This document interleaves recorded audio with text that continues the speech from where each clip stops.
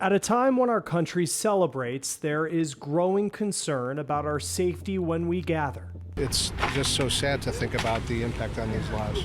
Music festivals, holiday parades, school graduations, all moments of joy. All recent scenes of mass gun violence. We lost 3 students at our school to gun violence. 1 in 8 American adults say gun control is the most important issue in our country. 40% of kids are worried about becoming a victim. That anxiety, that heart racing, that shaking a little bit, that second guessing, like those responses are definitely normal. This week on The Race, we're taking a closer look at the issue of public safety. You'll meet the people working to protect us all. Cases of anti-Semitism have been on the rise in recent years. It's created concern for members of the Jewish community across the country. We're in Texas today because I'm about to show you how some people are taking matters into their own hands. We're meeting with a group that's training people to be prepared in the case their synagogue becomes a target.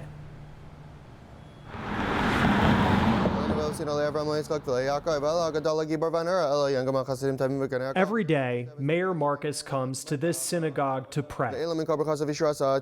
He closely follows the most ancient traditions of his faith, including the religious garments he wears during a service. I'm an Orthodox Jew, and it's not just a title, it's a way of life. A way of life, he says, makes him and his community a target.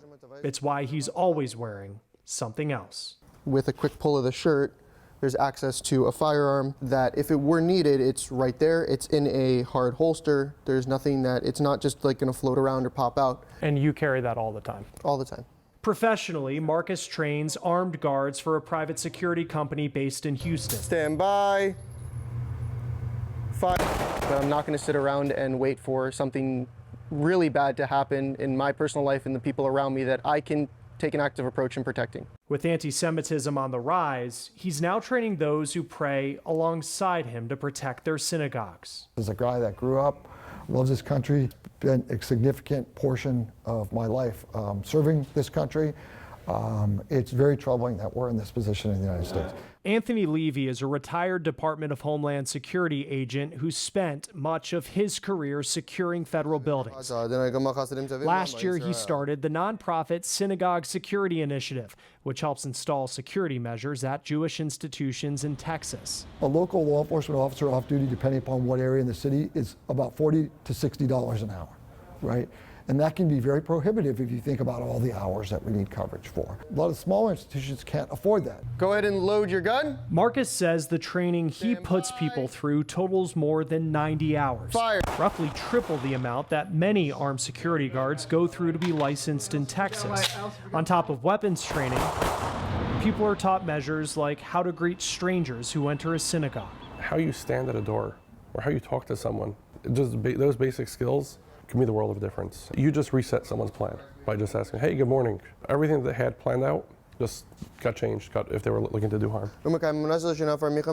Guns in places of worship are part of a larger debate about guns in America. Last year, New York lawmakers passed a bill to make carrying a concealed weapon in a place of worship a felony. A federal judge blocked the law, saying it violated the Second Amendment. But here in Texas, where it is legal to carry a concealed weapon. So here we have writings, biblical writings, everything you can imagine. Rabbi Ariah Walby believes it is essential to his protection. And do you regularly carry? I carry 24 hours a day, 7 days a week. Do you carry in front of your congregation? 100%. The rabbi runs a Jewish educational center. One of the first things we noticed was this sign by the front door. If God forbid we're a target, we have to be ready to respond. Not just sit here and plead, oh, please, have mercy on us. We have to do whatever measure we can to protect ourselves. I asked both Levy and Marcus what they say to those who are uncomfortable with the idea of an armed congregation. Any security force in today's threat environment, I will tell you that in my personal opinion, it has to have an armed security component. He says he sees firearms as a tool in the overall effort to make where they worship safe. With so much on the line, if an incident were to happen, he He and Marcus stand by the training they give their students. We have a much higher responsibility due to the dense crowd here. The personal responsibility, it's our families, our wives, our kids, and our friends that are here each week and each day. We're trying to make sure that everyone's protected, and if an incident were to occur, we can't have any collateral damage. The conversation about safety is especially important during the summer months when most cities experience a rise in things like violent crime and car crashes. That is no different in 2023, at least so far. This Memorial Day weekend proved to be just as deadly as the last. The unofficial start of summer saw violent incidents across the country. Security cameras captured families ducking for cover as shots rang out along a beach in South Florida. A deadly mass shooting during a popular motorcycle rally in New Mexico. The Memorial Day weekend, unfortunately, once again brings violence to Chicago. According to the Gun Violence Archive, there were 15 mass shooting incidents across a dozen states during Memorial Day weekend, with at least 70 injured and at least 9 killed. That's almost exactly the same tragic tally as 2022, when Memorial Day weekend saw 71 injured and 9 killed, also across 15 incidents. In recent years, city officials and law enforcement have been boosting summer resources. However you decide to spend your holiday weekend in Chicago, your safety is my top priority. And to that end, our public safety agencies have plans in place for the weekend and summer months to ensure that everyone can enjoy our city in peace. Historically, crimes tend to spike during summertime, but experts are mixed on why that might be. One theory is that the warmer weather makes people more aggressive, and after decades of study, there is a growing body of research that suggests there might be a link. One study from Drexel University found that this held for unusually warm days during months that were typically colder, not just during the summer season. Another theory is that more potential incidents are possible simply because warmer weather means more people are outside, not to mention kids and young adults are out of school. This last point is especially important because people within the age range of 15 to 24 tend to commit the most crime. Criminologists sometimes refer to this drop-off in crime as the age crime curve. Some cities are trying to speak directly to younger people with unique approaches. This plan is designed to ensure that our young people are safe and engaged. There's data to support this idea. In 2021, the National Bureau of Economic Research looked at data from New York City's Youth Employment Program, the largest of its kind in the country. Participants in the program decreased the chance of any arrest by 17%. And decreased the chance of felony arrests by 23%. From program leaders to city officials, many have echoed the sentiment to Scripps News, emphasizing the importance of youth development in the summer. Giving young people productive things to do goes a long way to cut down on violent crime, but also gives them hope and opportunities. We have to make a change in our lives, and a change in our families, a change in our community, and a change in the churches. Next on The Race, how new technology is changing guns and why some people believe it will save lives.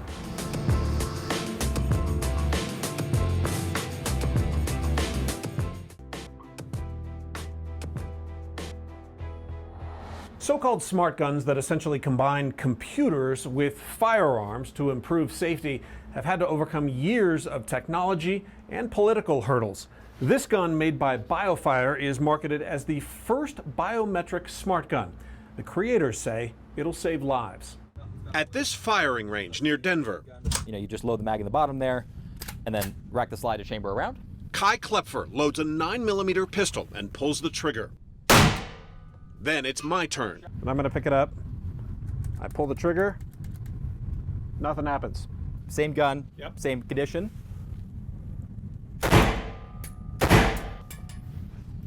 That's all there is to it. The gun doesn't work for me because I'm not an authorized user.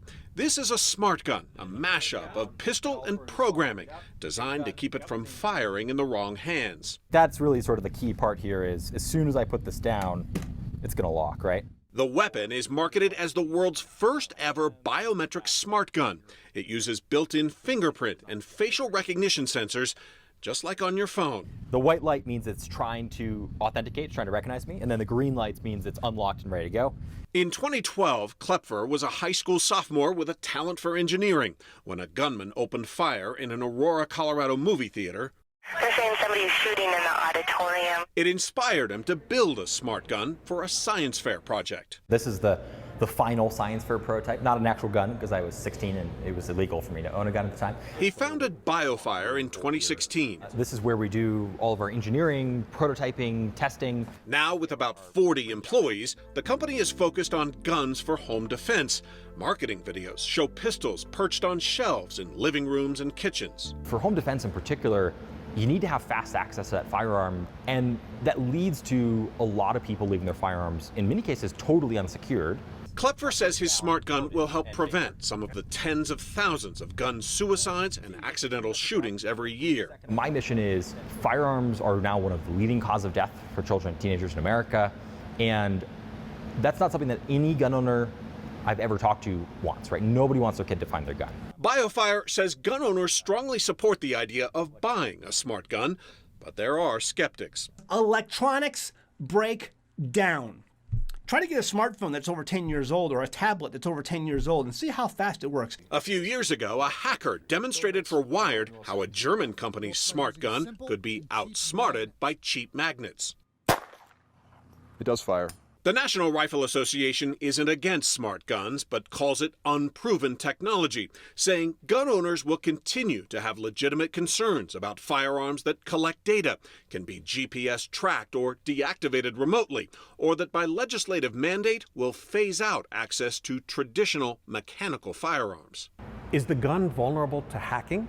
The gun is a completely closed local hardened system, right? So there's no Wi-Fi, Bluetooth, GPS, any sort of other kind of radio communications of any kind. It's impossible to remotely compromise the gun in any way, right? There's no kill switch the government has or anything like that. The gun went through multiple designs. Now, I would say it's been hundreds of versions, thousands of iterations. Many look right out of a sci-fi movie. We knew pretty early on this was going to be so drastically different than anything that was out there. It really was, like we talk about it kind of being the firearm from 50 to 100 years from now.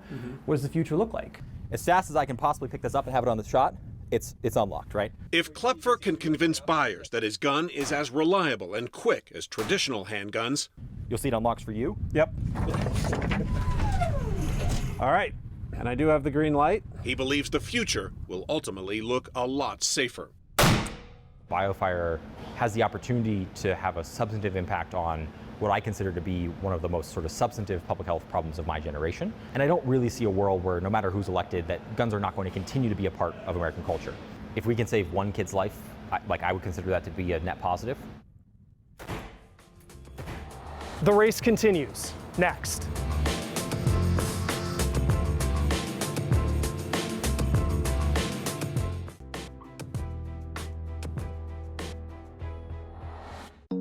Gun violence is top of mind for many Americans, especially young people. According to one 2022 survey, half of young people think about mass shootings or school shootings at least once a week. It shouldn't be normal, but it's normal, so it's heartbreaking. But for people concerned about public safety, there is some good news. The overall homicide rate appears to be dropping. It doesn't feel good to report a 20% increase in murder.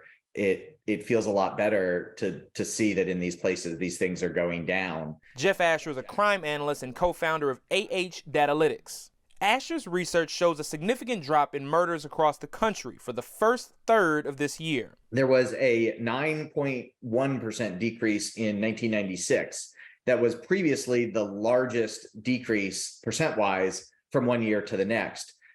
If we get a 10% decrease this year, it'll be the first time we had double-digit decrease in murder. Cities like Milwaukee, Rochester, and Raleigh have experienced as big as a 58% decline in murder. Meanwhile, homicides are down by at least 12% in more than 90 cities nationwide. And Asher says much like the uptick in 2020, the downturn in killings has impacted big and small cities. Small town Jackson, 150,000 people. Atlanta, I think close to 500,000 people in the city itself. And then Philly, a couple of million people. And so 3 examples of places that are all seeing 25+% declines in murder. And while the numbers are concrete, the reasons for the changes are much more difficult to nail down. You look at the numbers and the truth speaks. People are coming together. We're safer than we were last year, and we're never satisfied. Several cities have hired more police officers and increased overtime for the officers they have. Cities like Houston and New York have launched gun buyback programs. And across the country, many of the social, community-led crime prevention programs that were forced to stop or go online during the pandemic have started their work again. The pandemic clearly has played an important role, but the role of the impact of the pandemic differs depending on the type of crime one looks at. Richard Rosenfeld is a criminologist and the co-author of the Council on Criminal Justice 2022 Crime Report. In many places, the homicide rise in 20 didn't really begin until immediately after the George Floyd murder. And so I wouldn't discount a decline in confidence in the police and its consequences for cooperating with and reporting to the police as a contributor to the homicide rise. Unfortunately, though, this drop in murders has not correlated with a fall in mass shootings. According to the Gun Violence Archive, 24% more people have been injured during a mass shooting in the first 3 months for 2023 compared to last year. More next on The Race.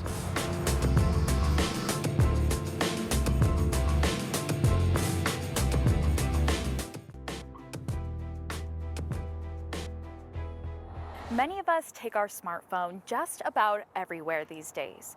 Say that you are in a situation where you had to call 911.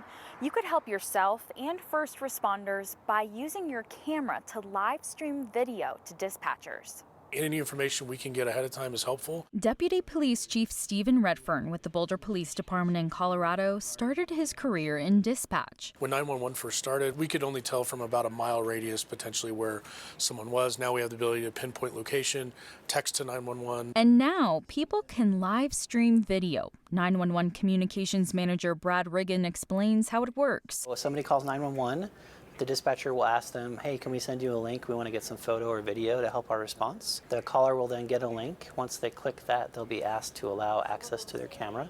And then once they do that, we have live video and photo in the center here. Riggin says the ability to live stream video will be a game changer in many situations. Any call or incident with a suspect, this is really helpful to see exactly what that suspect looks like. A lot of that can be lost in translation with a caller who's kind of under stress. And then also on the fire side, structure fires and wildfires, we can really see just how bad that fire is with a picture and size it up, make sure we're getting the right resources to that. And say somebody is at a robbery or in a domestic violence situation, dispatchers have the ability to turn your screen black so others don't even know you've contacted 911. Considering multiple third-party vendors offer the live streaming video service, April Heinze with the National Emergency Number Association says it's difficult to track how many 911 centers are utilizing the technology. But she says it's been available for about 2 years, and a growing number of the 5,800 centers across the country are adopting it. If it's an area that they feel that this is really something that they want to provide to their citizens, it doesn't matter if it's rural or urban or, a large city, they'll provide it. In the future, Heinze expects people will eventually be able to call 911 through video calling initiated by the caller, such as calling 911 through FaceTime. But as we transition into a time when dispatchers can see video of tragic events and not just hear it, Heinze says mental health resources also need to be adopted. When you're watching something and you're truly not able to be there and physically intervene, there are a lot of different psychological factors that come into play there. Meanwhile, emergency responders want the public to know this tool is to improve safety, not to gain access to your phone. It's not a long-term thing where we have access. Once it's over, and then it's only access to that camera. So we want to make sure people understand this is not the police department's taking over your phone and looking through your contacts and pictures and things. It's specifically just to get that video. Deputy Chief Redfern says the video will continue to help even after an emergency situation because it can serve as evidence in court. That will do it for us this week. Thanks for joining us. Join us next week for The Race.